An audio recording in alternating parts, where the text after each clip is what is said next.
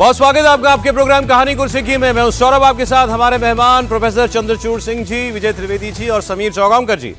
अब बात करते हैं अफगानिस्तान और भारत की। बहुत इंपॉर्टेंट खबर है, पूरी दुनिया में इस खबर की चर्चा हो रही है। अफगानिस्तान के विदेश मंत्री, मतलब तालिबान के मंत्री आमिर खान मुत्तकी भारत आए हैं। तालिबान का कोई व्यक्ति पहली बार भारत आया और वो भी विदेश मंत्री का स्तर का व्यक्ति, और आज ही यहां रहेंगे, दिल्ली में इनकी मुलाकातें होंगी और शनिवार को यानी परसों ये जाएंगे दारुल उलूम देवबंद मदरसा। वहां जाकर के वहां के मोहतमिम मुफ्ती अब्दुल कासिम नोमानी जी से मिलेंगे। इनकी मुलाकात, मतलब ये वाइस चांसलर है उस यूनिवर्सिटी के जिनका मैंने भी नाम लिया। फिर इनकी मुलाकात होगी मौलाना अरशद मदनी से, ये भी वहां कुछ हैं अरशद मदनी साहब, और कई मुस्लिम धर्मगुरुओं से भी इनकी मुलाकात होने जा रही है। तालिबान से जुड़े काफी लोग दरअसल दारुल उलूम देवबंद में तालीम लेने के लिए पहले आते थे, और ये आमिर खान मुत्तकी जो विदेश मंत्री हैं अफगानिस्तान के, इनके इस दौरे को लेकर विदेश मंत्रालय के प्रवक्ता रणदीप जायसवाल ने कहा कि दोनों देशों के रिश्तों में इस दौरे के बाद और मजबूती आएगी। अगर बयान है तो हम सुना दें विदेश मंत्रालय का।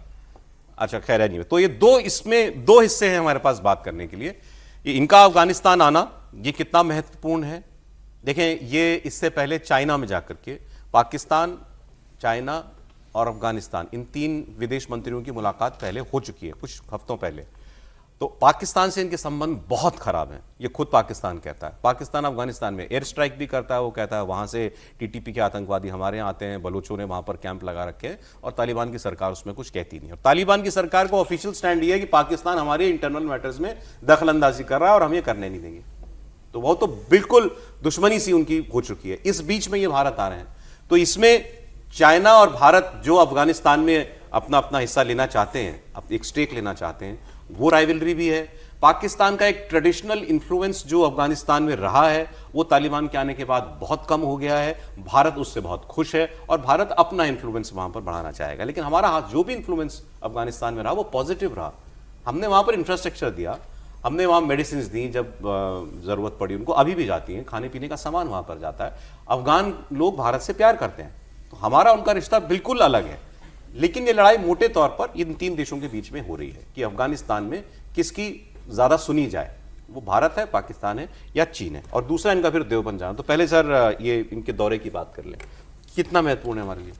महत्वपूर्ण है। आप यदि ध्यान रखें कि जब हमारा कांधार हाईजैक हुआ तब भी यही थे, तो तालिबान का था, और भारत के लिए बहुत मुश्किल था क्योंकि उस समय हमारे रिश्ते नहीं थे उनके साथ, डिप्लोमेटिक रिलेशन नहीं था, और बड़ा मुश्किल हुआ था उस सारे पूरे जो एपिसोड था उसको ख़त्म करने का।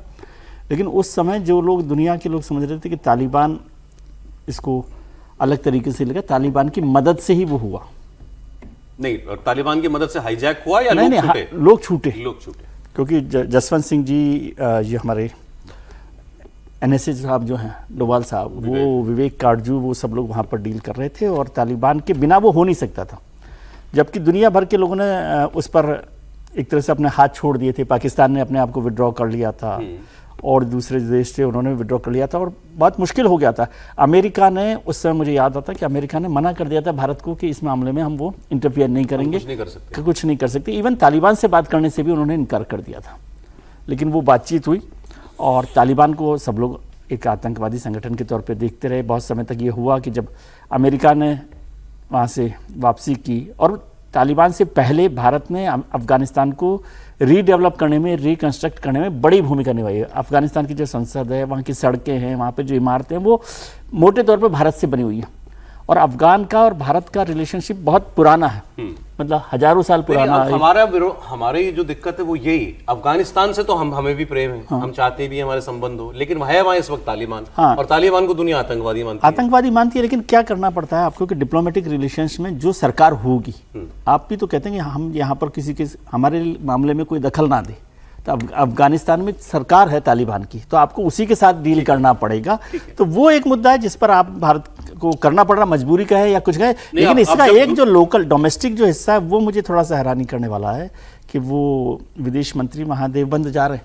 अभी ये सरकार तो हमेशा ही देवबंद को और तालिबान को लेकर जोड़ती रही है। देखिए, हमेशा पहले देवबंद, सही कहा आपने, देवबंद को लेकर हमारे यहाँ पर एक सेक्शन में एक परसेप्शन बना हुआ है कि यहाँ अतिवादी शिक्षा शिक्षा ऐसा हम कहें, ठीक है। देवबंद कहता है हम तो आजादी की लड़ाई में शामिल थे, तो ये बहस हमारे यहाँ चलती रहती है, लेकिन तालिबान को लेकर तो कोई बहस नहीं है। तालिबान को आज वहां सरकार बन गई और हम उससे संबंध जोड़ने के प्रयास कर रहे हैं, वो अलग बात है, लेकिन ये सही है, तालिबान को तो मोटे तौर पर एक अतिवादी, एक्सट्रीमिस्ट और एक बिल्कुल एक्सट्रीम आइडियोलॉजी वाला, बहुत संकीर्ण सोच वाला संगठन माना जाता है। आपको मालूम है आज अफगानिस्तान में वाईफाई तक बैन कर दिया गया है, महिलाएं नौकरी नहीं कर सकती, घर के बाहर नहीं निकल सकती, ये सब कुछ वहां पढ़ना मुश्किल है, कोड़े मारे जाते हैं इस बार। लेकिन थोड़ा थोड़ा तालिबान भी बदल रहा है, लेकिन दारुल उलूम देवबंद से तालिबान का इतना करीबी रिश्ता है कि वहां का विदेश मंत्री आएगा तो देवबंद भी जाएगा, ये कुछ लोगों को हैरान कर रहा है। नहीं, वो इसलिए क्योंकि देखिए जो तालिबान है अफगानिस्तान में, वो दरअसल देवबंद के उस भाग का से प्रभावित है जो ज़्यादा उसकी कट्टर व्याख्या ज़्यादा की गई, और वो पाकिस्तानी मदरसाओं में उनके कई युवा जो नेताएं थे या जो लीडर्स थे उनका प्रशिक्षण हुआ है, वो है। जड़ें सहारनपुर में जो ये स्कूल है ऑफ थॉट, उससे वहाँ से निकली हुई है। पर मैं उससे अतिरिक्त एक बात आपको बताता हूँ कि देखिए, जो कूटनीति होती है ना, कूटनीति में हमारे पास अगर चॉइस हो, हम अपने पड़ोसियों का चॉइस अपने आप से कर सके, तब तो बात दूसरी है, लेकिन वो होता नहीं है। हमारे लिए जो मिडिल ईस्ट है वो इम्पोर्टेंट है, हमारे लिए अफगानिस्तान इम्पोर्टेंट इसलिए भी है क्योंकि वो पाकिस्तान से इतर है। हम ईरान की तरफ भी बढ़ेंगे क्योंकि जो हाइड्रोकार्बन्स के स्रोत हैं वहाँ हैं। तो ये तो पुरानी बात है कि आपने अभी कहा कि वो पाकिस्तान के साथ उनके अच्छे संबंध नहीं हैं, तो अगर पाकिस्तान के साथ अच्छे संबंध नहीं हैं तो ये अपॉर्चुनिटी भी तो है। सही बात। दुश्मन का दुश्मन तो हमारा दोस्त होना चाहिए। तो मुझे लगता है कि यही प्रैग्मेटिसिज्म जिसको हम कहते हैं, कि जो व्यावहारिकता है उसके हिसाब से आप अंतर्राष्ट्रीय राजनीति संचालित करते हैं। तो सर, पाकिस्तान के खैबर पख्तूनख्वा में जो दारुल उलूम बना है वो इसी मॉडल पे बना हुआ है, और ये विदेश मंत्री वहाँ पर पड़े हुए, जो जितने तालिबानी लीडर थे वहाँ पर पड़े हुए थे, तो उनका एक वो अटैचमेंट है, इसलिए वो देखने आ रहे हैं कि जो ओरिजिनल हिंदुस्तान के अंदर दारुल उलूम है उसको देखा जाके, इससे वो विजिट कर रहे हैं। लेकिन बड़ी एक समस्या है, भारत सरकार ने तो अफगानिस्तान को के तालिबानी शासन को मान्यता दी नहीं है। तो अब एक बड़ा प्रश्न ये खड़ा हो गया है कि भाई जब अभी विदेश मंत्री दोनों बैठेंगे तो दोनों राष्ट्रों के झंडे लगाए जाते हैं, तो झंडा कैसे लगाया जाएगा?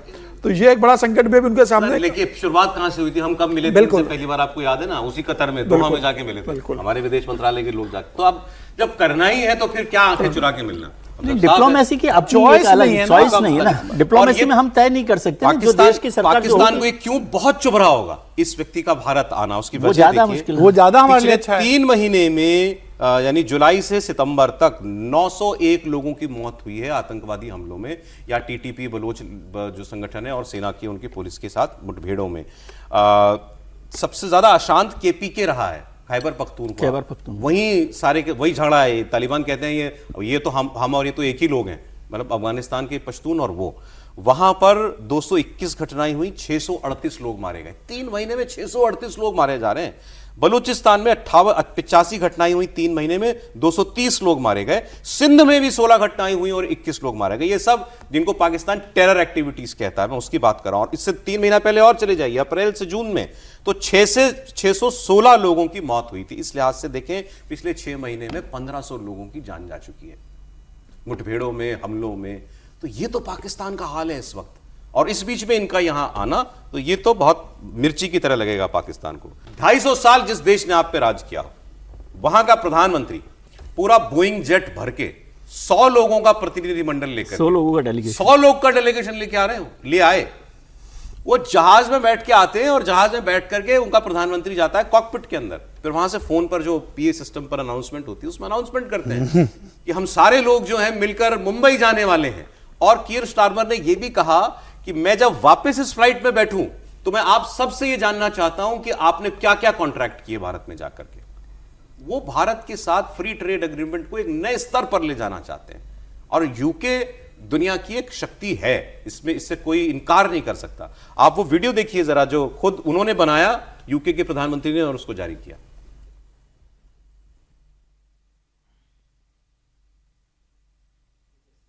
This is the Prime Minister. I'm in the cockpit, and a very warm welcome to BA Flight 9100 to Mumbai. It's really fantastic to have you all on board. This is the biggest trade mission to India that the UK has ever sent.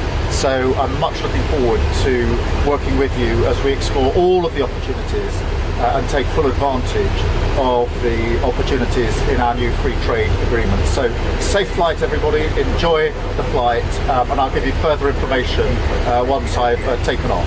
Thank you. A natural. Did you say when I take off? Yes.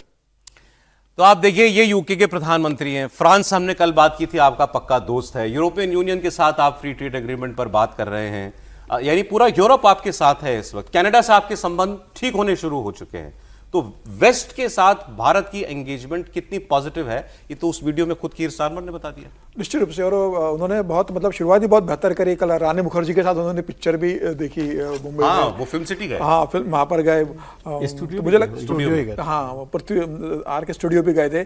तो ये एक शुरुआत है, जिस तरीके से उन्होंने समझौते कि no campus, British university, no universities का कैंपस भारत में खुलने वाला है, एजुकेशन के क्षेत्र में हो, टेक्नोलॉजी के क्षेत्र में हो, रेयर मिनरल्स के क्षेत्र में हुआ है, तो तमाम क्षेत्रों में भारत के साथ उन्होंने समझौता किया। और ये बताता है कि भारत के साथ ब्रिटेन तमाम क्षेत्रों के अंदर जो बिजनेस करने के लिए, जो कॉन्टैक्ट करने के लिए कितना इच्छुक है कि 100 लोगों की टीम लेकर आते हैं और कहते हैं कि भाई आपको जितना भारत के साथ समझौता करना कर लीजिए, क्योंकि वो जानते हैं कि 2014 के बाद से भारत ने जो प्रगति करी है तमाम क्षेत्रों के अंदर वो उल्लेखनीय रही है। ब्रिटेन को लगता है टैरिफ लगा ले, बिल्कुल, अकेले उनके टैरिफ लगाने से किसी की बिल्कुल। उसके बाद भी मतलब ब्रिटेन जिस तरीके से भारत के साथ सारे संबंध और सारे टेक्नोलॉजी के क्षेत्र में द्विपक्षीय वार्ता कर रहा है, समझौते कर रहा है, ये बता रहा है कि प्रधानमंत्री मोदी का एक व्यक्तिगत जो संबंध है वो देश की आज जो स्थिति है कि दुनिया आज भारत के पास एक उम्मीद से देखते हो सारे संबंध करने जा रही है। मुझे लग रहा है एक बहुत बड़ा अचीवमेंट है इस दिशा में। मैं समीर जी आपको ये बता दूं कि लगभग 2014-12 से लेकर लगभग 17 तक मुझे मौका था, मैं इंग्लैंड में एक विश्वविद्यालय में अध्यापन कर रहा था, और उसी समय ब्रेक्सिट जब वहाँ हो रहा था तो लोगों से वहाँ बातचीत होती थी, कई लोगों को बहुत सारी असुरक्षाएं भी हो रही थी वहाँ इंग्लैंड में।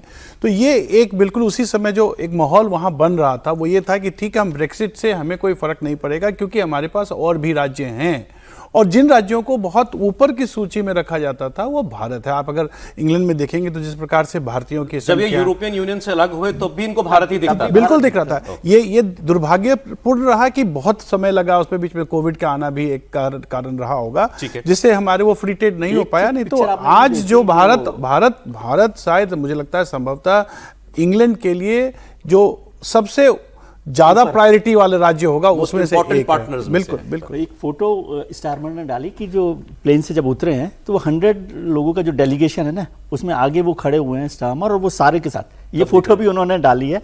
दूसरी बात एफटीए की नहीं है, इंपॉर्टेंट है, अभी वो सीटा कर रहे हैं, कॉम्प्रिहेंसिव इकोनॉमिक ट्रेड, और वो 2035 तक का है। तो ये 10 साल के लिए जो हो रहा है वो इंपॉर्टेंट मीटिंग है इसमें, जिसमें भारत और इंग्लैंड की अगली खबर, मैं खबर को आज छोड़ना नहीं चाहता था, इसलिए वक्त इसलिए हमने रखा अलग से। मध्य प्रदेश में जहरीली कफ सिरप के मामले में 20 बच्चों की मौत, अकेले मध्य प्रदेश में, और मेरे ख्याल से तो सारी एक ही जिले में हुई, छिंदवाड़ा में। अब ये जानलेवा दवा, खांसी की दवा सप्लाई कहां से हुई थी, वहां तक लोग पुलिस पहुंच गई है। मध्य प्रदेश की पुलिस ने श्रीसन फार्मास्यूटिकल कंपनी जिसने जो इस ड्रग को बनाया था उसके मालिक एस रंगनाथन को गिरफ्तार भी कर लिया। तमिलनाडु में वो फरार चल रहा था। तमिलनाडु में ही फैक्ट्री थी, एसआईटी बनाई गई मध्य प्रदेश की पुलिस के द्वारा, और उसने इस रंगनाथन को देर रात चेन्नई में अरेस्ट कर लिया है। अब इसे पूछताछ जारी है। जो छप रहा है वो बड़ा खौफनाक है कि ऐसी जगह पर कोई इमेजिन नहीं कर सकता कि यहां दवा बनती होगी, इतनी गंदगी, खंडहर, उस जगह पर ये दवा बन रही थी और सप्लाई हो रही थी। अब चेन्नई ये स्पेशल इन्वेस्टिगेशन की टीम जब पहुंची है तो वहां उन्होंने कंपनी के कांचीपुरम की फैक्ट्री पर जाकर पहले तो छापा मारा, फिर तमिलनाडु की सरकार ने वो फैक्ट्री सील कर दी है। सिर्फ मध्य प्रदेश में इस कोल्ड्रिफ्ट नाम की कफ सिरप से 20 बच्चों की जान चली गई, और सबसे ज्यादा जाने गई छिंदवाड़ा जिले में। ये इस कंपनी के बारे में आपको बता दूं, इस 2011 में इसने ये कोल्ड्रिफ्ट कफ सिरप बनाने का लाइसेंस मिला था, मतलब ये 14-15 साल से बना रहा है ये दवाई। तब से लेकर अब तक किसी की जांच के दायरे में ये नहीं आया कि क्या बनाता है, क्या बेचता है।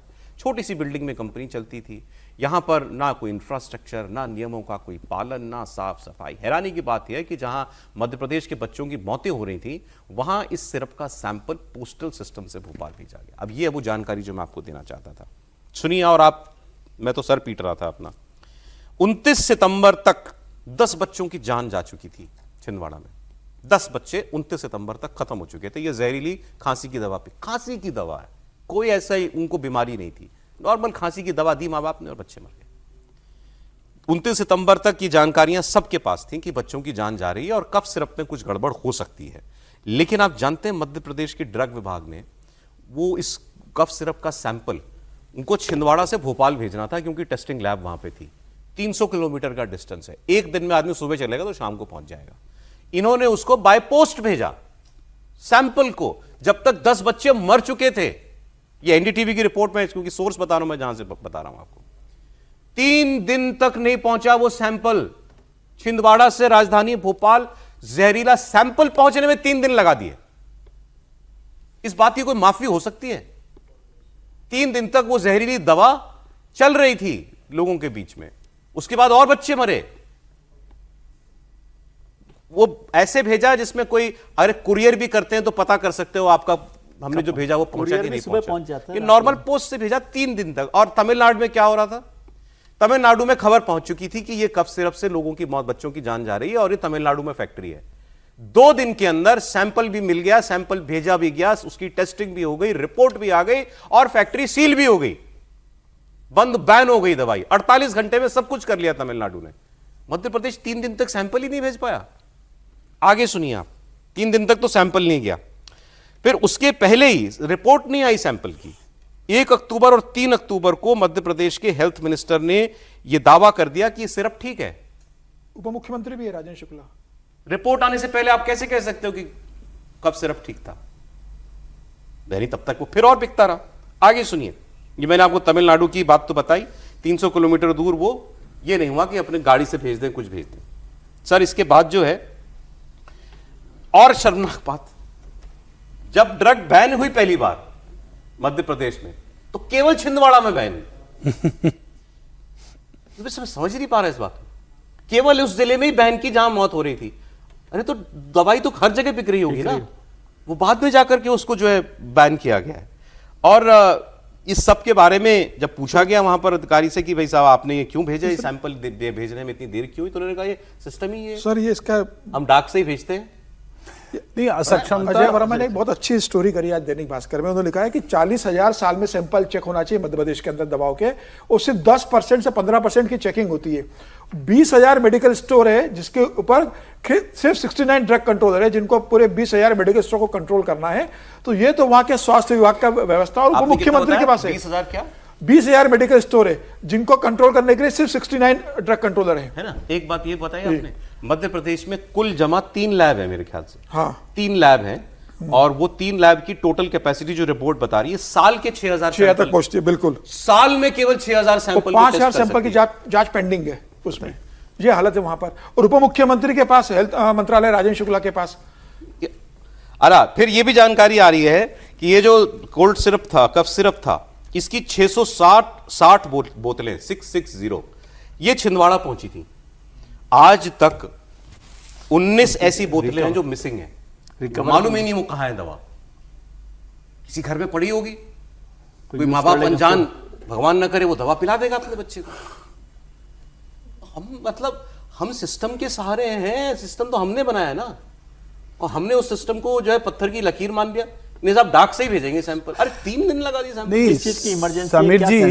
ये एक तरफ मैं आपके हर बात से मत के रखता हूं, और ये सिस्टम की असक्षमता और सिस्टम का जो लचीलापन है, इसका तो इससे ज़्यादा बेहतर उदाहरण हम क्या देख सकते हैं। लेकिन एक दूसरे तरीके से इसको देखें, ये जो कफ सिरप इंडस्ट्री है, ये मुझे लगता है कि अभी 263 मिलियन डॉलर्स का इसका टर्नओवर अभी है, और जो प्रोजेक्शन है 10 वर्षों में ये 735 मिलियन डॉलर पर जाने वाला है। किस गति से ये कफ सिरप और किस गति से ओवर दी काउंटर प्रिस्क्रिप्शन हम जा रहा है, वो तो नशे के लिए भी बहुत सारे लोग ये व्यवस्था में इसको जोड़ने में। अगर कोई इंडस्ट्री बड़ी होती है तो उसके रेगुलेशन के लिए भी आपको सिस्टम बनाना पड़ता है। वही मैं कह रहा हूं, तो उस सिस्टम में आपकी बात पर मैं ये जोड़ रहा हूं कि जिस सिस्टम को हम जिस सिस्टम की दुहाई दे रहे हैं इसकी असक्षमता में, उसमें ये बात भी जोड़ना बहुत अमानवीय है सर। ये बिल्कुल है सर। एक बात और क्या एक्शन हुआ इसमें? एक्शन क्या हुआ सर? और जो छिंदवाड़ा के जो बच्चे हैं, अस्पताल की व्यवस्था इतनी बुरी थी कि उनको नागपुर शिफ्ट किया गया। तो अब हेल्थ मिनिस्टर जो छिंदवाड़ा राजनीतिक रूप में, मैं देखने आ गया हूं इनको, यहां पर मैं भोपाल से देखने आ रहा हूं। अरे आपके देखने की जरूरत है कि आपको कार्रवाई की जरूरत है कि जिस तरीके से मेडिसिन आप बिना इसके जांच के बिक रही है, आपके पास लेबोरेटरी नहीं है, आपके पास कोई जांच का तंत्र नहीं है, नहीं। कोई इस्तीफा और ये नहीं हो रहा है, छिंदवाड़ा ये वो- हो रहा है। इंडियन मेडिकल एसोसिएशन ने इस बात पर भी आपत्ति की कि आपने डॉक्टर के ऊपर कार्रवाई की, सरकारी डॉक्टर को सस्पेंड किया। वो कह रहे हैं डॉक्टर की क्या गलती है भाई, डॉक्टर तो लिख रहा है, उस डॉक्टर को थोड़ी पता दवा में जहर है।